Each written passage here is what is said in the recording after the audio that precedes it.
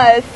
Nisa, lama tak nampak kau Nisa? Ada je. Kau kos sejak famous. Mana nak jumpa jumpa aku lagi? Ya Allah, tak adalah Nisa. Aku tetap macam biasa juga. Macam ni Nisa. Kau nak apa-apa? Sawarma aku nak belanja. Nak belanja? Betul ke? Ada daging, kambing dengan ayam. Aku offer kau. Saya nak yang paling famous. Paling famous kat sini apa bang? Beef paling famous. Boleh lah, beef pun boleh. Nisa nak apa? Beef? Beef. Beef pakai bahagian mana?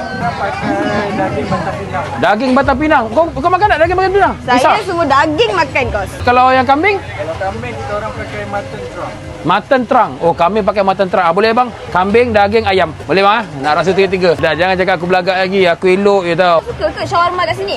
Shawarma Sultan ni di antara yang aku boleh recommend lah. Sebab apa? Dia ada spicy sausage, dia ada salad, dia ada garlic. Tak kisahlah, ayam, kambing, daging. Lepas tu dia campur sekali dengan kentang goreng. Kau buat apa dekat Lotus Spek Raja ni? Saya pun nak tengah cari shawarma.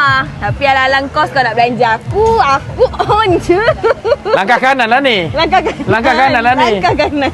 Kau tahu tak event ni sampai bila? Sampai bila? Sampai 25 hari bulan 5. Kalau kau nak tahu Nisa, dia selalu pusing event. Kat sini lah, kat sini lah. Kebetulan ada dekat Taman UPEC Raja ni, dekat Lotus ni. 4 hari kat sini. Sambah. Nisa, macam mana kau dengan boyfriend kau? Okey lah sekarang? Dah putus dah bos. Tak lama. Jodoh tak panjang.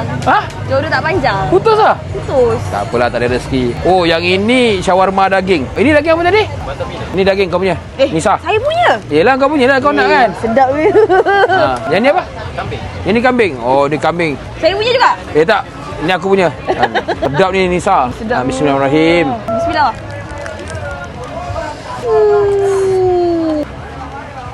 Sedap ke? Tak ada tisu. Rasa jahat tak? Jahat. Dah. Aku balik dulu. Okey? Terima kasih untuk hari ni. Galu, tengok. Bye. Push, baik tu Sultan Shawarma.